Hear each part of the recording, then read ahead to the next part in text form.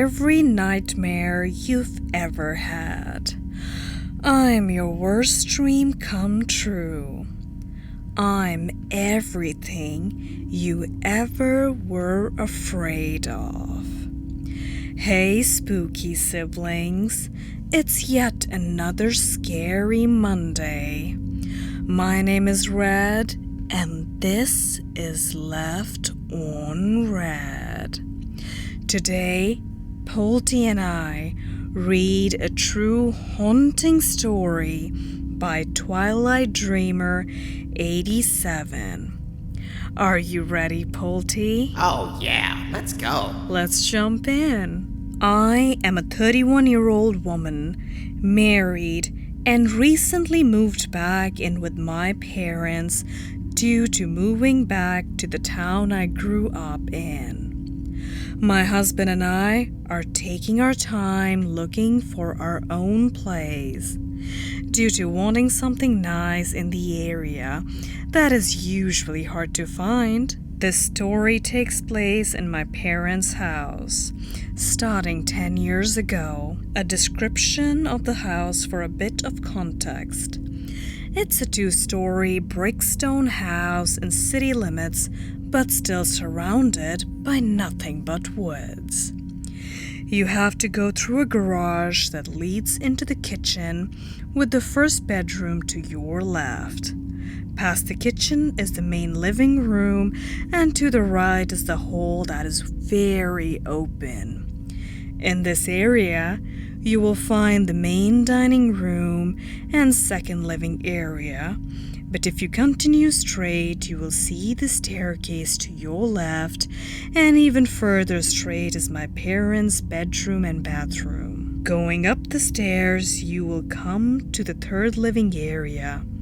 Yes, this is a huge house with 2 sets of French doors side by side that lead to the outside balcony. Going straight, a sharp left leads you to the other 3 bedrooms and 2 bathrooms. This is where the story takes place.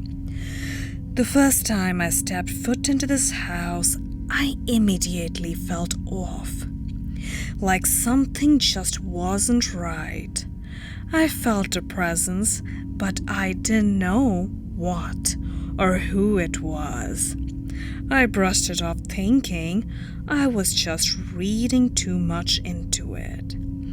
I continued to feel this for the next couple of years, and because of this, I didn't much enjoy visiting them. My parents liked to gamble a lot back then, so they would ask me to babysit my brother and sister one day of the weekend.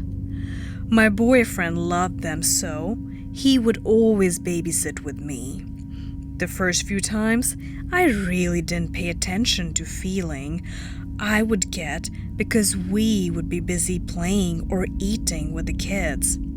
After that, things kinda chilled out and we would end up watching movies until it was time for us to go to bed. Now, my husband is a freak of nature.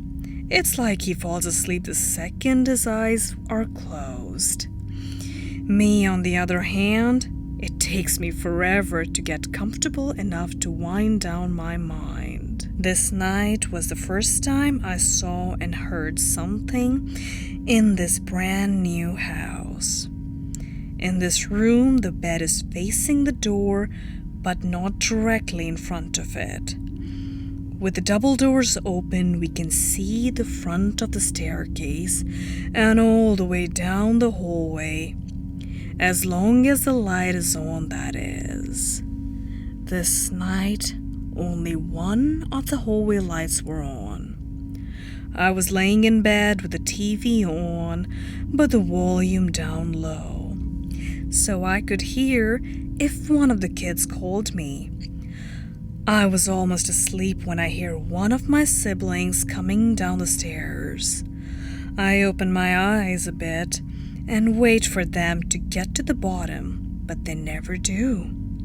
I don't think anything of it, close my eyes, and begin to drift off again.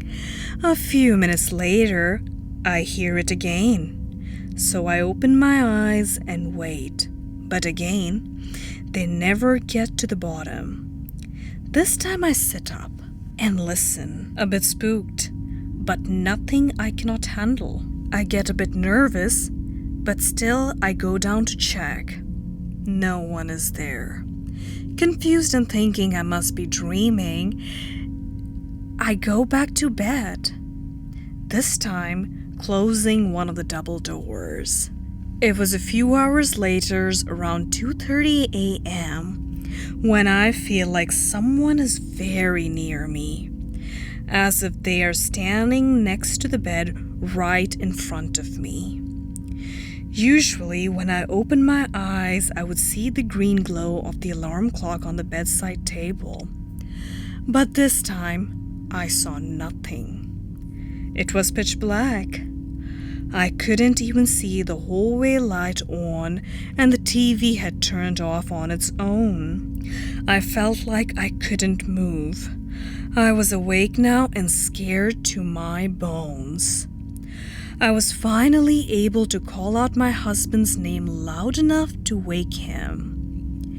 He reached over and turned on the light, and right then, the scared feeling went away and I was able to move.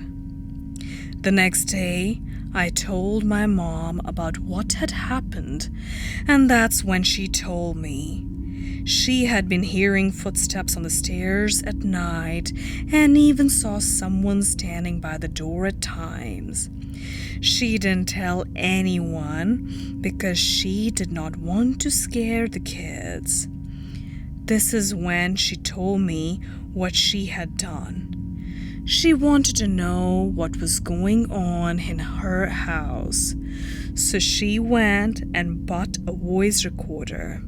One day, she decided to use it and went upstairs while everyone was gone. She asked your typical questions of who is there, what do you want, and why are you here? And then said, you have passed away and need to go into the light. You are not welcome here. Yeah, no. I don't follow human instructions. I've been on this earth for centuries. And I shall be here as long as I please. Excuse me. Yeah, Polty. Saying that always works. And that was clearly sarcasm. Moving on. The next day, she decided to leave the recorder in one of the bedrooms upstairs while it was recording for about 4 hours while she was out running errands. I asked if she had checked, and she said she was too afraid to listen to it alone. I wanted to listen to it. Off we went and began listening. During the 4 hours she was gone, you could hear something clicking and tapping. Sounds of a drawer opening and closing, but we weren't for sure. Then we listened to the part where she was asking questions. Now you could hear a sound that resembled a fan or maybe static throughout the whole thing, so some sounds were indistinguishable. But the one sound we did hear chilled us to the core. When she asked, "What do you want?" it gave us an answer. The answer was Jaime, my brother's name. It did not answer any other questions except for that one. I cried immediately. My brother was having night terrors, and now it all made sense. Something was there for him every night. We soon asked a friend to cleanse the house. For a long time, everything has been okay. My brother stopped having night terrors, my mom was able to sleep comfortably, and all was good again. Until now. I have been living in this house for a month and a half, For the last 3 weeks, I have been seeing things everywhere, especially when I'm alone. Because of this, I won't stay alone anymore. I get the strong feeling of being watched. I mean, yeah, humans watch reality TV all the time. Same concept. We ghosts gotta stay entertained too. That's right, Polty. I had the feeling of someone pulling on my blanket at night. I think it is time for another cleanse. I love a good cleanse. I just feel so relaxed for at least a fortnight after one. Sage is my favorite. Oh, and vanilla-scented candles don't hurt either. And that was Scary Monday. My name is Red, and this is Left on Red. If you like this video, please don't forget to give it a like, and also don't forget to subscribe and press the bell notification button so that you get notified every time Polty and I upload a new video. Until next time.